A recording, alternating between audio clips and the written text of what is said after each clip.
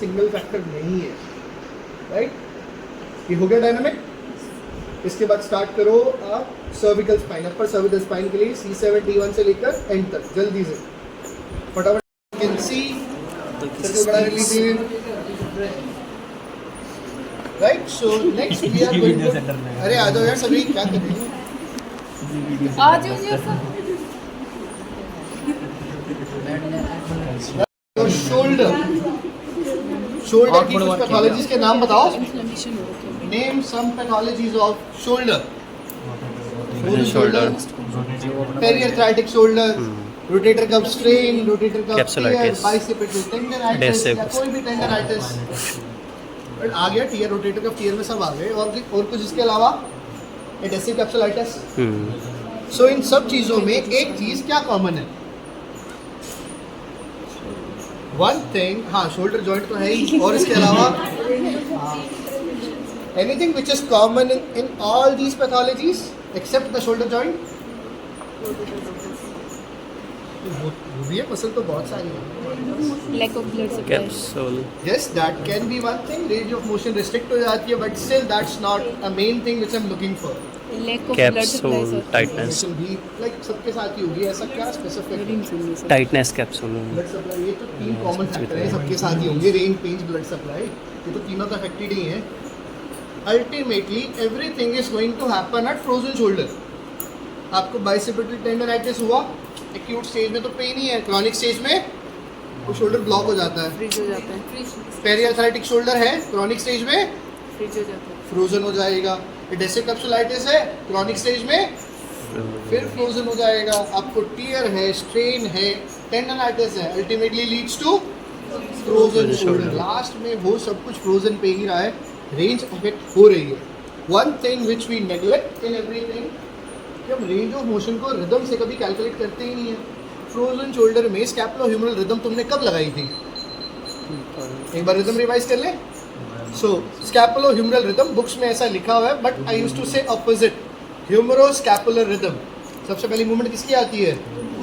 Humerus की, उसके बाद स्कैपुला की। इसको समझेंगे सिंपल टर्म्स में। कंट्रोल करती है। एबडक्शन एडक्शन तो है नहीं इसमें, तो सुपरा तो मत ही बोलना। सो ये जो 0 to 30 डिग्री है जो मैं कर रहा हूँ, इसमें कौन सी मसल काम कर रही है?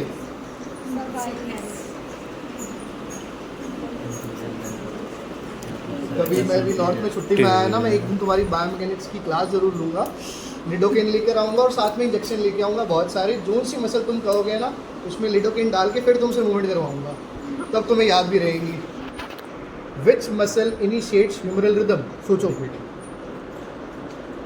फ्रंट एलिवेशन आ रहा है तो फ्रंट की भी कोई मसल होगी, सोचो कौन सी होगी? Anterior deltoid along with the pectoral section. Pectoral में भी major नहीं, minor. teres minor, Pectoralis minor along with the anterior deltoid is doing your 0 to 30 degree, which we used to call humeral rhythm. अगर आपकी anterior delt short हो गई है, क्या आप मूवमेंट कर पाओगे anterior? That's why range of motion is the first task. आपको range of motion चाहिए, muscle lengthening is required. Second, इसके बाद जब हम स्कैपुला की मूवमेंट देखते हैं, can you come in a sitting position? You guys can move to this section.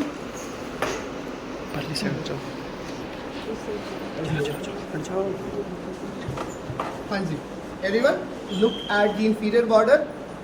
मैं मार्क कर देता हूँ. Right, everyone is able to see the inferior border. So अभी मैं कर रहा हूँ 0 to 30 डिग्री. अभी 0 पे है, this is 30 डिग्री. कोई मूवमेंट आई स्कैपुला में? कहाँ पे मूवमेंट है सारी की सारी? हाँ, जब मैं 30 से क्रॉस करूंगा, are you able to see a movement? yes sir, कौन सी रिदम है ये? स्कैपुलर। ह्यूमरल तो हो चुकी 0 to 30, 30 के अबव कौन कौन सी मसल काम कर रही है वो बताओ, देख के बताओ।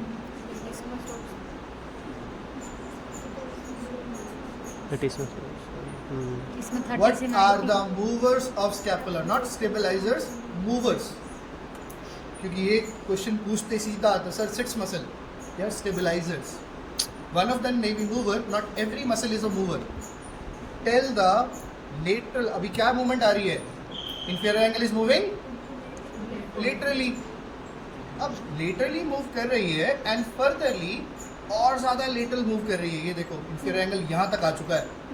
कहाँ था मार्क देख रहे होगे, यहाँ अभी घूम के कहाँ तक आ चुका है, यहाँ तक। I can feel the inferior border. ये देखो। सो कौन कौन सी मसल में मूवमेंट हो रही है वो बताओ। हाँ जी, स्कैपुला के साथ लेटस्मस का क्या एक इम्प्रेशन ही तो है छोटा सा। ये देखो यहाँ से एक छोटा सा इम्प्रेशन ही तो है। अगर मैं लैट्स को नम कर लूँगा ना फिर भी आपकी जो स्कैपुलर रिदम है वो होगी। सोचो। टेरिस हाँ जी, में teres major and minor, very well, but वो प्राइमरी नहीं है उसमें। प्राइमरी कौन सी है, दोबारा देखो मूवमेंट। Rhomboids है। रोम्बॉइड्स आर द प्राइमरी मूवर्स। कभी भी तुम्हें मौका मिले या कभी ऐसी प्रैक्टिस करने का टाइम मिले, लिडोकेन का इंजेक्शन भर के रोम्बॉइड्स में 25 डिग्री पे डाल देना, रोम्बॉइड्स हो जाएंगे नम। 0 to 30 डिग्री तो आपका पेशेंट कर लेगा, 30 के ऊपर इनिशिएट कर ही नहीं पाएगा।